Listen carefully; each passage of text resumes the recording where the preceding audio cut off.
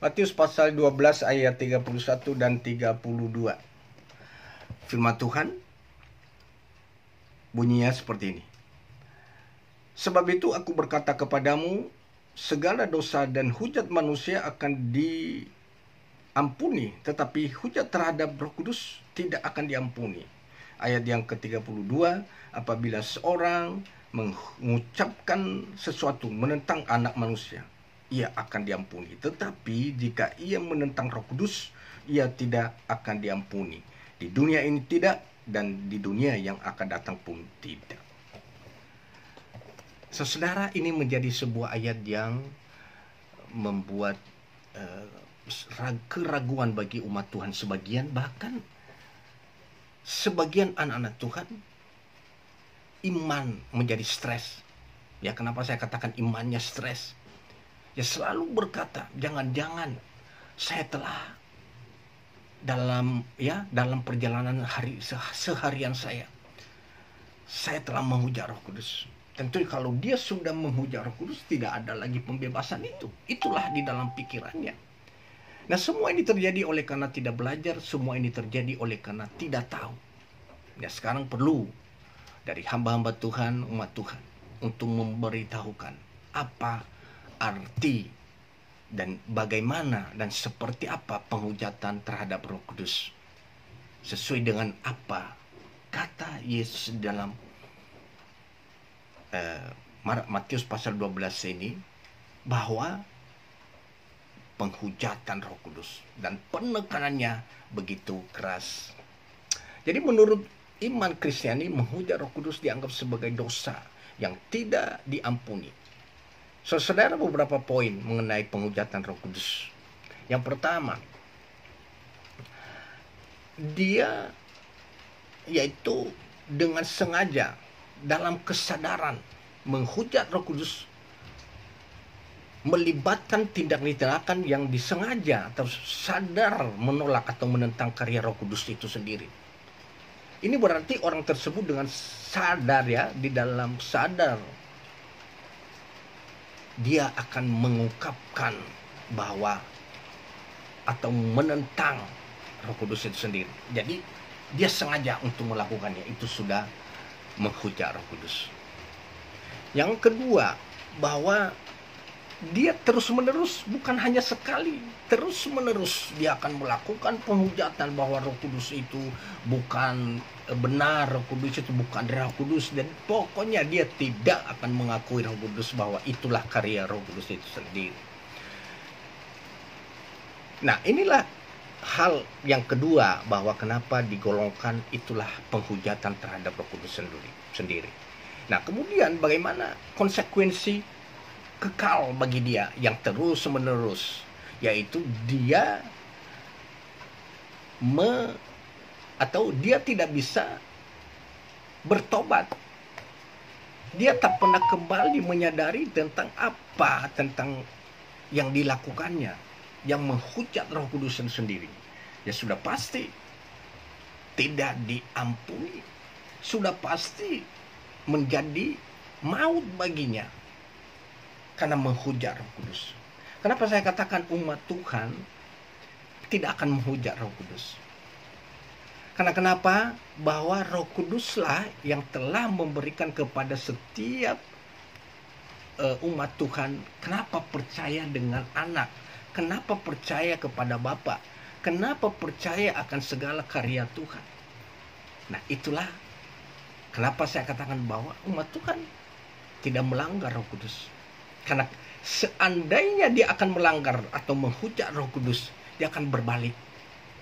Dia akan menyadari.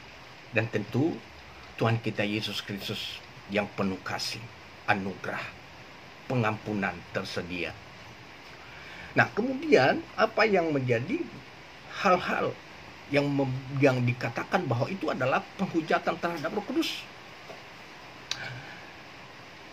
Kalau kita melihat daripada konteks sebelumnya ayat, ataupun kita membaca semua ayat dari Matius pasal yang ke-12 ini, itu di mana waktu itu Yesus sedang ada percakapan kepada orang-orang Farisi ya, yang menuduhnya pada saat itu, ya, di mana dia melakukan segala mujizat-mujizat, maka menuduh dia bahwa kuasa yang dia lakukan adalah berasal daripada kuasa iblis atau Beelzebul. Nah, inilah penekanan seperti itu. Dan bukan hanya itu, ya, penekanan daripada mereka waktu itu kepada Yesus, bahwa mereka tuduh, mereka hujat bahwa semua pelayanan Yesus pada saat itu berasal daripada iblis. Nah, tuduhan mereka adalah bentuk penolakan terang-terangan terhadap karya Roh Kudus, dan itu jelas terlihat dalam pembacaan ayat itu, bahwa jelas mereka menolak.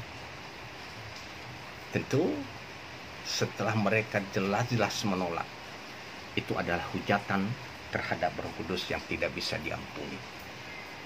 Nah, kemudian bahwa bagaimana dengan relevansi dengan iman-iman sekarang ini. Tentu saudara kita sudah tahu sendiri. Siapa yang menolak Yesus Kristus sebagai Tuhan? Siapa yang menolak daripada Roh Kudus dan semuanya itu adalah karyanya? Itulah yang tidak bisa diampuni. Artinya mereka itu sudah ditentukan bagiannya bahwa dia akan masuk neraka.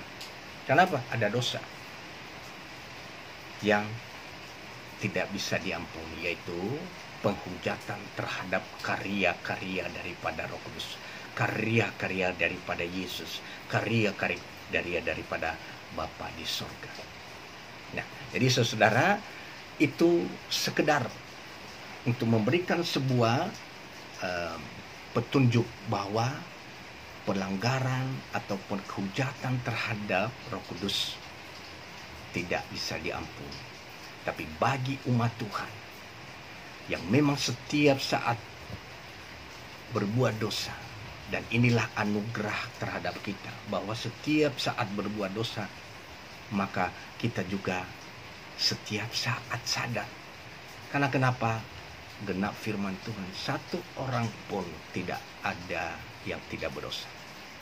Semua berdosa, tapi inilah yang kita bersyukur dengan Tuhan yang hidup, yang kita kenal dalam Tuhan Yesus, bahwa Dia memberikan kita, Roh Kudus memberikan kita, bisa sadarkan kita bahwa kita telah melanggar, bahwa kita telah melakukan pelanggaran. Segera kita bertobat, menyadari hal itu, dan kembali bersujud untuk mohon pengampunan. Dan kesadaran itulah yang Tuhan rindukan terhadap kita. Dimana juga kalau kita dilihat 1 Yohanes pasal 5 ayat 17, bahwa segala pelanggaran itu adalah dosa, tetapi ada dosa yang tidak mendatangkan maut, yaitu dosa yang diakui, dosa yang diakui dari hatinya, artinya hidup yang bertobat. Tuhan Yesus memberkati.